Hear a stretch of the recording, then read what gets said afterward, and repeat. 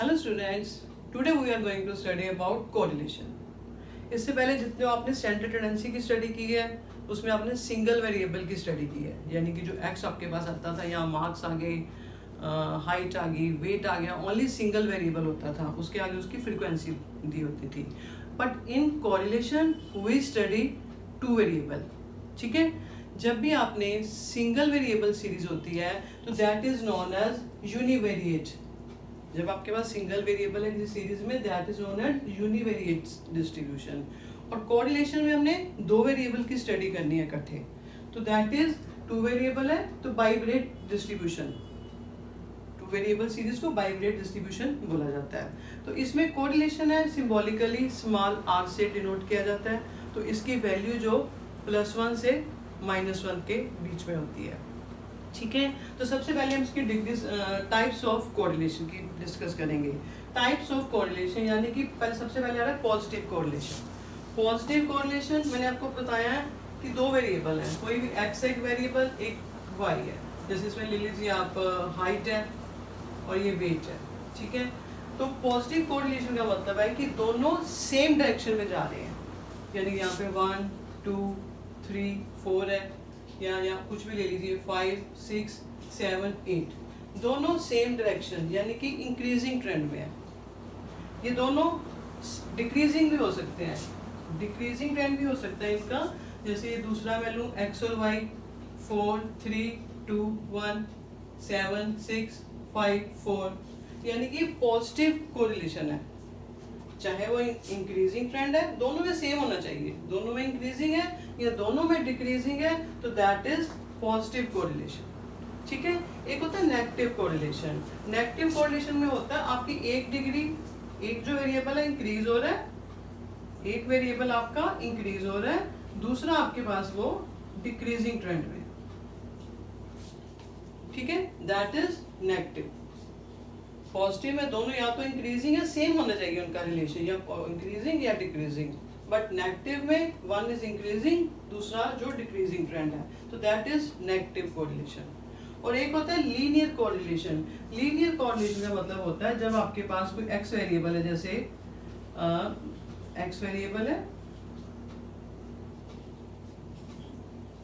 ये same constant ratio से increase हो रहे हैं, 2:1 कांस्टेंट रेशो से इंक्रीज हो रहे हैं, दैट इज लीनियर कोरिलेशन। और एक होता है अगर आपके पास यही मैं एक्स वाई वेरिएबल को कर दूं इस रेशो से इंक्रीज कर दें, ठीक है ना, तो दैट इज नॉन लीनियर, यानी कि जो इनका इंक्रीजिंग रेशो है वो अब कांस्टेंट रेशो से इंक्रीज नहीं हो रहे। ठीक है, तो that is non linear correlation है। और जो कोरिलेशन आपके पास है लीनियर कोरिलेशन है, तो जो इसकी जो जाएंगे वेरिएबल ये कांस्टेंट रेशो में ऐसे जाते हैं, सीधे लीनियर फॉर्म में है। यहाँ पे आपका एक्स वेरिएबल, ठीक है, कोई ले सकते हो, यहाँ पे आपके पास वाई वेरिएबल है, और ये लीनियर फॉर्म में इंक्रीज होंगे, सेम रेशो से कांस्टेंट रेशो में जा रहे हैं, लीनियर कोरिलेशन। और जो दूसरे हैं नॉन लीनियर, यानी कि जिनके अंदर कांस्टेंट रेशो नहीं आ रही, दैट इज कर्विनल भी होते हैं उसको, यानी कि जो उसकी शेप होगी वो इस शेप में जाएंगे। यहाँ पे आपके एक्स वेरिएबल है, वाई वेरिएबल, तो जो उसकी शेप होगी कर्विनल, ऐसे कर्व में जाएंगे, non linear. Clear. Next degree आपके पास आती है सिंपल कोरिलेशन। कोरिलेशन में जब भी आपने किसी दो वेरिएबल की स्टडी कर रहे हो तो that is known as simple correlation. और ऐसे ही जब आप मल्टीपल कोरिलेशन, यानी कि 3 या 3 से अधिक वेरिएबल की इकट्ठे स्टडी कर रहे हो, तो that is multiple correlation. And partial correlation, जब आप 2 की स्टडी कर रहे हो और तीसरे फैक्टर को एज ए कांस्टेंट अज्यूम कर रहे हो, तो that is known as partial correlation. ठीक है, तो पार्शियल, इसी जो आपके पास डिग्रीज हैं, टाइप्स ऑफ कोरिलेशन है, इसको आप एज मतलब ग्राफिकली भी प्रेजेंट कर सकते हो। ग्राफिकली प्रेजेंट करने को इसको बोला जाता है स्कैटर डायग्राम। स्कैटर डायग्राम, ठीक है, तो स्कैटर डायग्राम में डिग्रीज क्लियर है आपको? Positive, negative, linear, non linear, simple correlation, multiple and partial. अब आपके पास आ रही है स्कैटर डायग्राम, इसको ग्राफिकली प्रेजेंट कर सकते हैं, हम रिप्रेजेंट कर सकते हैं। तो इसको इसमें क्या है, इसके पास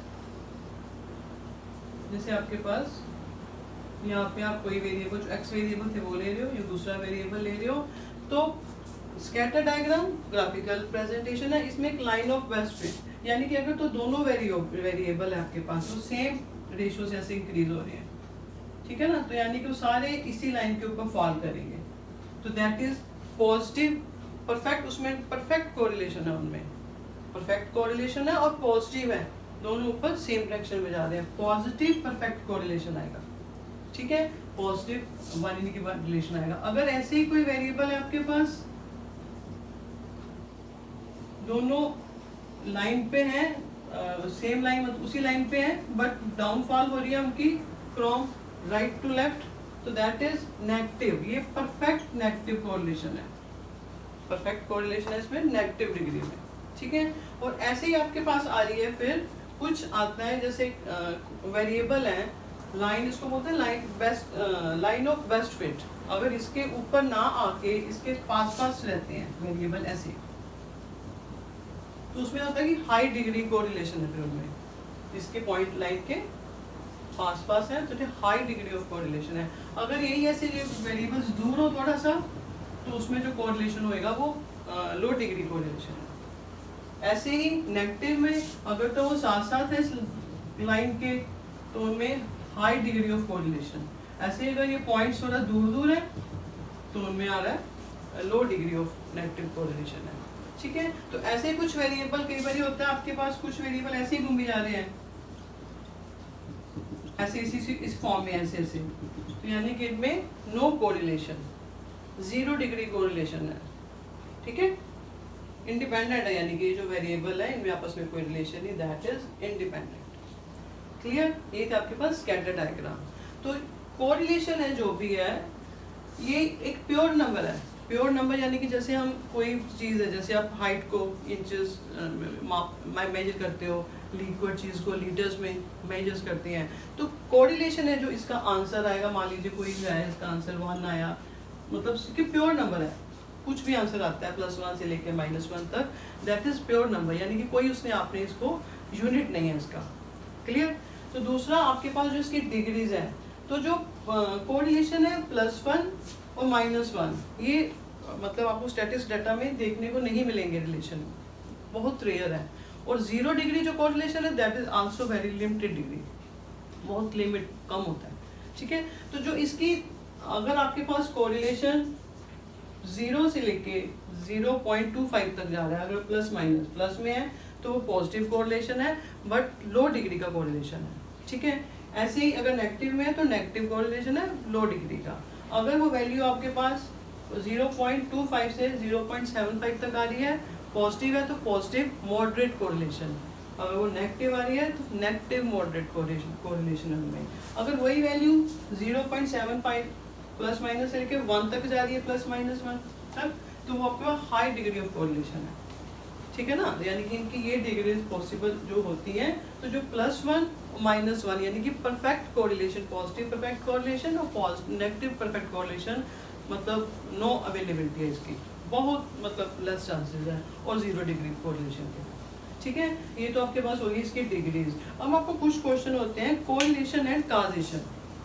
कोरिलेशन और काजेशन यानी कि जो दो आपको वेरिएबल होते हैं, ठीक है, उनमें जरूरी नहीं कि उनमें कुछ रिलेशन है, ठीक है, यानी कि कोरिलेशन है, काज हो भी सकता है बट नहीं भी। उसके 3 रीजन है कोरिलेशन एंड काजेशन के। सबसे पहला कह रहा है कि मान लो उनमें कोई रिलेशन आ रहा है, ठीक है, वो थर्ड वेरिएबल के कारण भी हो सकता है। मान लो आपको 2 डाटा दिए हैं, एक एक्स में राइस की व्हीट प्रोडक्शन बढ़ रही है, दूसरे जूट की प्रोडक्शन बढ़ रही है, दोनों की प्रोडक्शन में इंक्रीजिंग ट्रेंड है, तो इसका कोरिलेशन जो इंक्रीजिंग ट्रेंड है, आपस में इनका लेना देना कुछ नहीं है। ये third factor due to rain, यानी कि रेन के कारण भी प्रोडक्शन इंक्रीज हो रही है, ठीक है ना। तो that is correlation third due to third variable. एक दूसरा आता है काज एंड इफेक्ट। कई बार जो रिलेशन है दोनों वेरिएबल में काज एंड इफेक्ट होता है, मतलब कई बार जैसे मान लो आपके प्राइस इंक्रीज हो रहे हैं तो डिमांड डिक्रीज होएगी, ठीक है, नेगेटिव काज इफेक्ट आ गया। कोई किसी की इनकम इंक्रीज हो रही है तो एक्सपेंडिचर इंक्रीज होगा, तो देखो पॉजिटिव काज इफेक्ट है, काज इफेक्ट रिलेशन भी होता है। थर्ड होता है प्योर चांस, कि कई बार जो उनमें रिलेशन है वो बाय चांस हो रहा है, ऐसे ही कोई मतलब वो नहीं है। प्योर चांस बोलते हैं, यानी कि वो रॉन्ग है, सुपूरियस है। सुपूरियस मतलब रॉन्ग, कोरिलेशन है बट रॉन्ग है। यानी कि देख लीजिए, अगर हम कह रहे हैं कि हाँ कोई डाटा दिया आपको, कहीं बारिश बहुत तेज़ी से हो रही है, तो कहीं और आ रहा है मैचेस का आपको वेरिएबल दे रखे हैं कि चौके छक्के बहुत पड़ रहे हैं, ठीक है ना, इंक्रीजिंग ऑर्डर में है दोनों वेरिएबल, बट आपस में कोई रिलेशन नहीं है उनका, तो that is pure chance, by mistake है। तो एक और इसमें ये बात है कि आपकी जो कोरिलेशन है ये चेंज ऑफ इंडिपेंडेंट है from change of origin and change of scale, यानी कि correlation is independent from change of scale and change of origin. यानी कि आप इसके वेरिएबल में अगर कोई वेरिएबल दे रखे हैं, तो अगर आप उसके वेरिएबल में कोई कांस्टेंट नंबर, यानी मान लीजिए 2 है, 2 सब में अगर प्लस कर देते हो, ठीक है ना, तो उसके कोरिलेशन के आंसर में कोई फर्क नहीं आएगा। ऐसे ही अगर किसी कांस्टेंट नंबर से हर एक में से 2 है माइनस कर देते हो, तब भी कोरिलेशन के आंसर में कोई फर्क नहीं आएगा, ठीक है। ये था चेंज ऑफ ओरिजिन, यानी कि इसमें चेंज ऑफ ओरिजिन का कोई डिफरेंस नहीं आएगा। दूसरा होता है चेंज ऑफ स्केल, ठीक है। स्केल यानी कि आप मल्टीप्लाई या डिवाइड कर रहे हो, ठीक है, तो उसमें किसी अगर डिजिट से इसको मल्टीप्लाई कर रहे हो, 2 से अगर मल्टीप्लाई कर रहे हो सारे सभी डिजिट को इंडिपेंडेंटली, या उससे डिवाइड कर रहे हो, तब भी आपके उस वैल्यू में कोई डिफरेंस कोरिलेशन में नहीं आएगा। यानी कि change of origin and change of scale दोनों से ये इंडिपेंडेंट है, ठीक है। ये था आपके पास कोरिलेशन की थ्योरी। तो अपने नेक्स्ट लेक्चर में वी विल डू इसके प्रैक्टिकल जो 2 फार्मूले हैं उसके बारे में डिस्कस करेंगे, ठीक है। चल बाय बाय।